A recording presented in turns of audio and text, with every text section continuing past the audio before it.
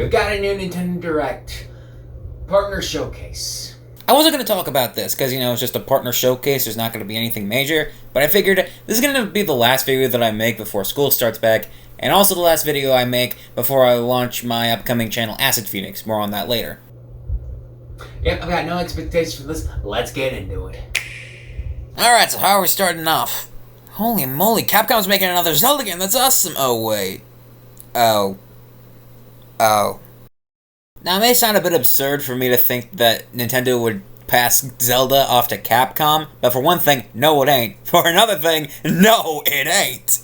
And as for Monster Hunter, I've said a million times before, I'm not a Monster Hunter guy. I've tried to play Monster Hunter Generations Ultimate and Monster Hunter 3 Ultimate. They are clunky. And then we're greeted by not a human being, but the same disembodied narrator that always shows up in Nintendo Directs. And he says that they're going to show us a bunch of games that are coming to Switch 2, and thank the Lord above. In fact, we're starting off with games that are just coming to the Switch 1. First up, a new Katamari. To this day, I still haven't played a Katamari game. The closest I've gotten is that Katamari Damacy webpage destroyer thing that I used to love when I was a kid.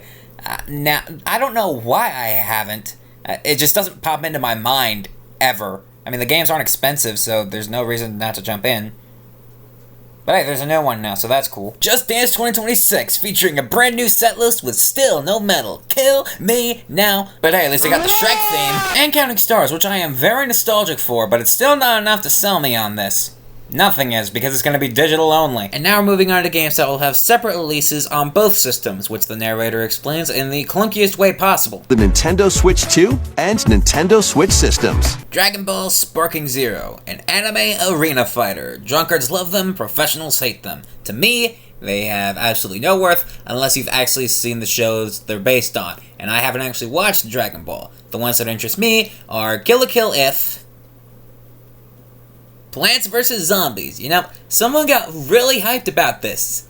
And that was me for about 20 seconds before realizing I carry that game with me everywhere I go, I just never open it. With that said, I do quite like the 3D animations with Crazy Dave. FIFA 26. I'm getting the feeling that we've already known about this, and the only way that I can actually make this segment worthwhile is if I reference the Ronaldinho soccer meme, which has been dead for years, and I still have war flashbacks about mentioning it back when Mario Strikers Battle League was announced. I want to be timeless, gosh darn it, when I'm making specific videos about the current state of the gaming industry at this very moment. Pac-Man World 2 Repack. I'm more interested in Shadow Labyrinth, the Pac-Man Metroidvania that got released a few weeks ago.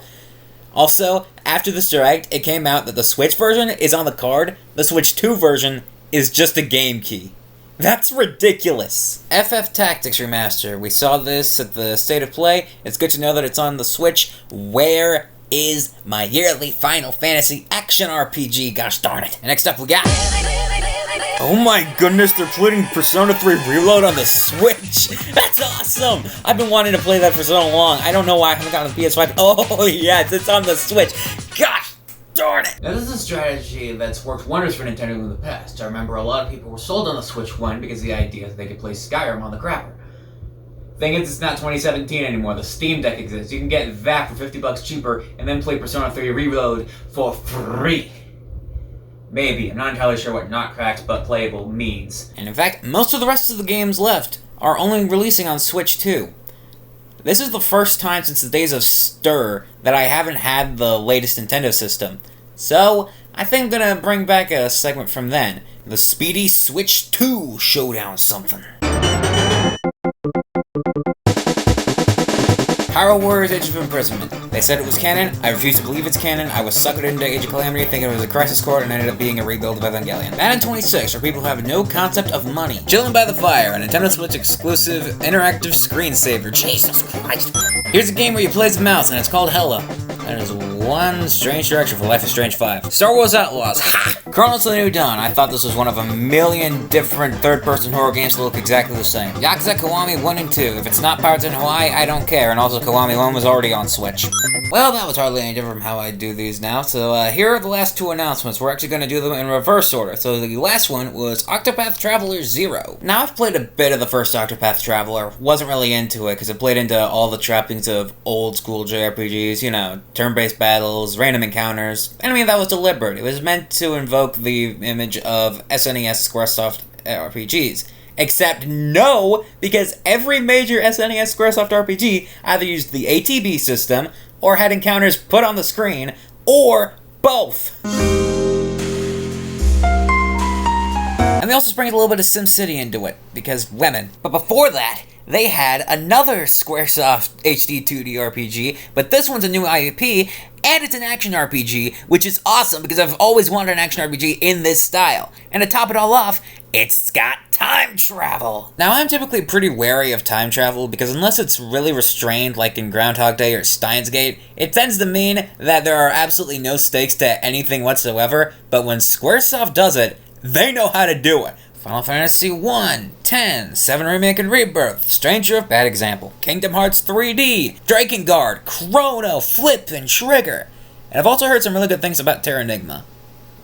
How long can I maintain plausible deniability and still call them Squaresoft? So yeah, Adventures of Elliot was the big game for this Direct, and I can't wait to play it, son of a whore. And that was the Direct.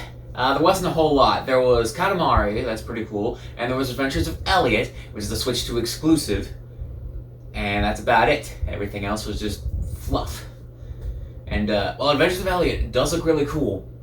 It's not going to take games to sell me on the Switch. It's going to take a dramatic cut in the price of the system and the games, and I think I speak for everyone I say that. What is wrong with people? By the people, of the people, for the people. But the people are retarded. Oh, and before I go, I mentioned Acid Phoenix. Now what that is it's a new channel made by me. Well, actually I haven't made the channel itself, but my scripted videos, Sonic Frontiers, Dead Leaves, any more scripted videos are gonna go over there, and this is gonna be home to just fish game news and maybe some meme videos. I've been working on 3 videos reviewing 3 different games, and I'm not going to tell you what those games are. Actually, no, I will tell you the first one, Shattered Generations, because I said I was going to. Alright, and now we can go.